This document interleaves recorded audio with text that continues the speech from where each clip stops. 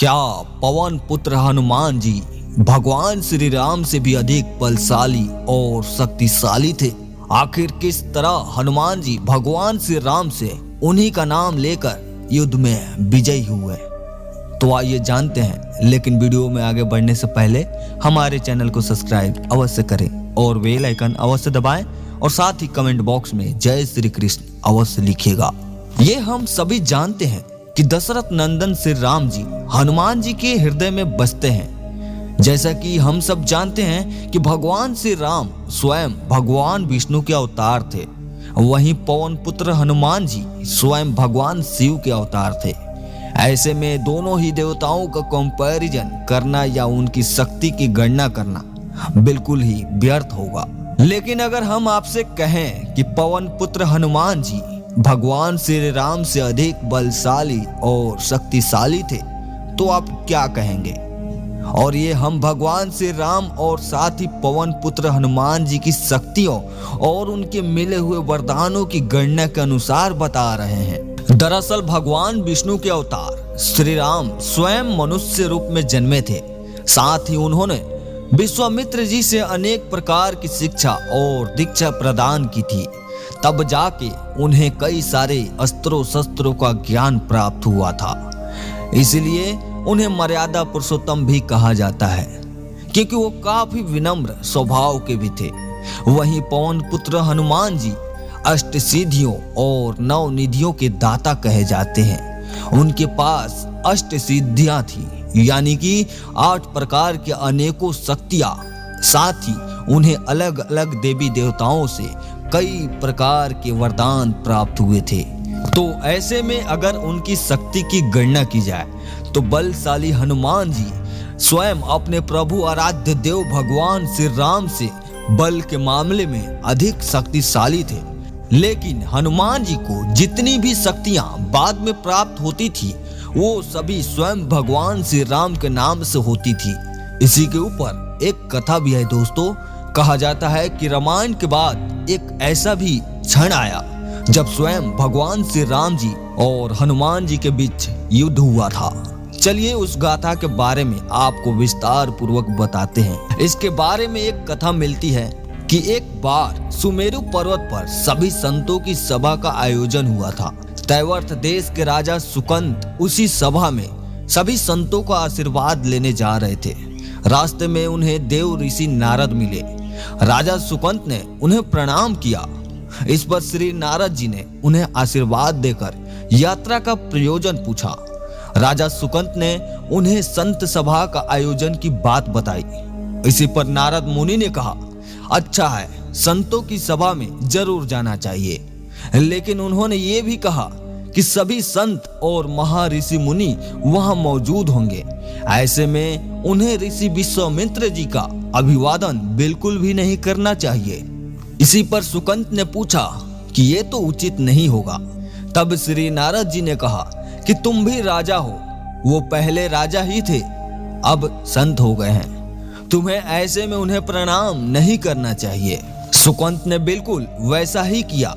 इससे ऋषि विश्वामित्र बहुत रुष्ट हो गए और ये उन्हें अपमान जैसा लगा। ऋषि विश्वामित्र वापस पहुंचकर श्री राम जी की सभा में पहुंचे, जहां श्री राम जी ने उनसे अपमान का कारण पूछा। तब उन्होंने कहा कि सुकंत ने उनका अपमान किया है। ऐसे में अगर उन्हें श्री राम गुरु मानते हैं, ऐसे में वो उनके चरणों का सौगंध खाएं कि वो राजा सुकंत का सर उनके चरणों पर रख देंगे। भगवान श्री राम ने भी ऐसी ही प्रतिज्ञा ले ली। वहीं दूसरे ही पल राजा सुकंत को जब ये पता चला कि स्वयं भगवान श्री राम उनका वध करने आ रहे हैं, ऐसे में वह स्वयं देव ऋषि नारद जी के पास पहुंचे। देव ऋषि नारद जी ने उन्हें सलाह दी कि वे स्वयं अंजनी माता के पास जाए, वहीं उनका वध होने से बचा सकती है। ऐसे में वे उनके दरबार के बाहर रोने लगे, जहां अंजनी माता ने उनकी रोने की आवाज सुनी। तब उन्होंने उनके रोने का कारण पूछा। तब उन्होंने बताया कि ऋषि विश्वामित्र उनका वध करना चाहते हैं। ऐसे में उन्हें अंजनी माता ने प्रतिज्ञा दी कि मेरे बलशाली पुत्र पवन पुत्र हनुमान तुम्हारी रक्षा करेंगे। माता अंजनी ने हनुमान जी को याद किया। हनुमान जी वहां प्रकट हुए। साथ ही हनुमान जी से भी ये प्रतिज्ञा दिलवाई कि वे राजा सुकंत की सेवा करेंगे, साथ ही उनको बचाएंगे। जब बाद में हनुमान जी ने प्रतिज्ञा ले ली और जब उसके बाद उन्होंने पूछा कि आखिर उन्हें बचाना किससे है, तब उन्होंने नाम लिया स्वयं प्रभु श्री राम जी से। ऐसे में हनुमान जी चौंक गए। अब हनुमान जी बड़ी ही विडंबना में थे कि आखिर वे अपने प्रभु से कैसे लड़ सकते हैं, और एक बार वे वचन तो दे ही चुके हैं, अब अपने वचन से मुकर भी कैसे सकते हैं। फिर वो क्षण भी आया जब मर्यादा पुरुषोत्तम भगवान श्री राम राजा सुकंत का वध करने पहुंचे। स्वयं पवन पुत्र हनुमान जी ने अपना शरीर बहुत ही कम तिनके के आकार का कर लिया और वो भी भगवान श्री राम का ध्यान करने लगे। उन्होंने राजा सुकंत को एक चट्टान पर बैठाया। जब भगवान श्री राम ने राजा सुकंत को बैठा हुआ देखा तो उन्होंने कई सारे दिव्यास्त्र उनके तरफ छोड़ दिए, लेकिन उनके आगे बिल्कुल कर्ण के आकार बैठे हुए हनुमान जी बार बार भगवान श्री राम का नाम लिए जा रहे थे। जैसे ही कोई दिव्यास्त्र उनके सामने पहुंचता वो अपने आप ही नष्ट हो जाता। भगवान श्री राम ये समझ नहीं पा रहे थे कि आखिर उनके सभी दिव्यास्त्र राजा सुकंत पर कैसे विफल हो जा रहे हैं। तभी उसी समय भगवान श्री राम ने एक ब्रह्मास्त्र राजा सुकंत के पास छोड़ दिया। अब ब्रह्मास्त्र तो स्वयं राजा सुकंत को मारने की क्षमता रखता था, लेकिन भगवान श्री हनुमान को नहीं। ऐसे में भगवान हनुमान जी ने वापस अपना आकार सामान्य रूप से कर लिया और ब्रह्मास्त्र उनके शरीर में समा गया। भगवान श्री राम ने जब हनुमान जी को देखा तो चौंक गए।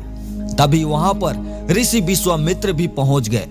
ऐसे में पवन पुत्र हनुमान जी ने राजा सुकंत से कहा कि वे अभी जाकर ऋषि विश्वामित्र जी से माफी मांगे और उनके चरणों को स्पर्श करें। राजा सुकंत ने भी ऐसा ही किया। ऐसे में ऋषि विश्वामित्र जी ने भी उन्हें क्षमा कर दिया और प्रभु और भक्त के बीच हो रहे युद्ध को उन्होंने रोक दिया।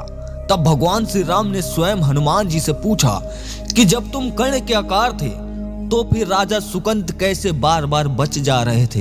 तब हनुमान जी ने कहा कि राजा सुकंत बार बार मेरी वजह से नहीं बच रहे थे।